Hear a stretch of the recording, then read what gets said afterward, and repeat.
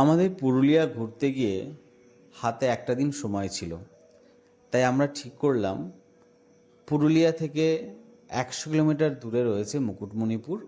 তো সেই মুকুটমণিপুরটা আমরা দেখে আসব। সেই রকমই সকাল সকাল আমরা বেরিয়ে পড়লাম মুকুটমণিপুরের রাস্তায়। দেখতেই পাচ্ছ শালবনের মধ্যে দিয়ে সুন্দর রাস্তা, আর রাস্তাটা একেবারে ফাঁকা। প্রকৃতিটাকে খুব সুন্দরভাবে উপভোগ করতে করতে আমরা এগিয়ে চললাম মুকুটমণিপুরের রাস্তায়। অবশেষে আমরা দেখতে পেলাম একটা আদিবাসী গ্রাম। বাড়িগুলো একদম অন্যরকম। সত্যি আমাদের পশ্চিমবঙ্গে কত রকম সংস্কৃতির মানুষ থাকে। তো যাই হোক, এই বাড়িগুলো পেরিয়ে আমরা ড্যামে ঢুকলাম। তো মুকুটমণিপুর ড্যামে ঢুকতে গেলে এখানেই একটা পারমিশন নিতে হয়, যদিও পারমিটটা ফ্রি। এখান থেকে ওরা একটা টাইমিং দিয়ে দেয়, যে টাইমিংয়ের মধ্যেই ড্যামটা ঘুরে চলে আসতে হয়।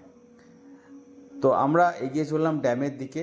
দেখতেই পাচ্ছ একটা দিকে অনেক নিচু খাদ। মুকুটমণিপুরের প্রাকৃতিক শোভাও বেশ সুন্দর। এখানে এলে আশা করি সবার ভালো লাগবে। তো আমাদের যে পারমিশনের কাগজটা দেওয়া হয়েছিল এই গেটে, সেই পারমিশনের কাগজ চেক করা হলো এবং আমাদেরকে এন্ট্রি দেওয়া হলো। ড্যামের ওপরে যে রাস্তাটা রয়েছে সেই রাস্তা দিয়েই আমরা এগিয়ে চললাম ড্যামের দিকে। তো আর বেশি কথা বললাম না, দেখতে থাকো ভিডিওটা। মুকুটমণিপুর ড্যাম কতটা বড় আর কতটা সুন্দর, আশা করি ভিডিওটা দেখলে সবাই জানতে পারবে।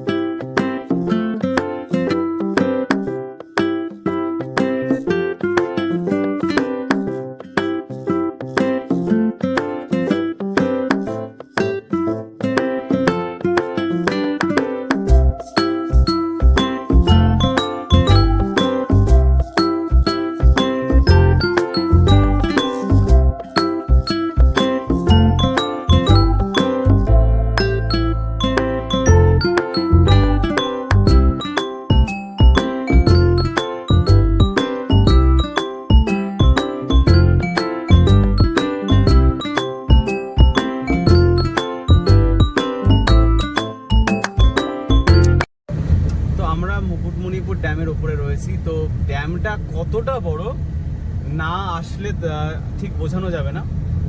ওই যে লম্বা রাস্তাটা, হ্যাঁ রাস্তাটা চলে গেছে। এটা কেউ পুরো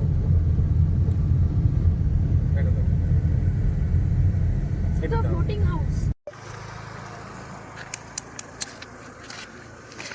ড্যামের মাঝখানে সুন্দর দ্বীপগুলো হয়েছে দেখো, আর নিচে অনেকে স্নান করছে।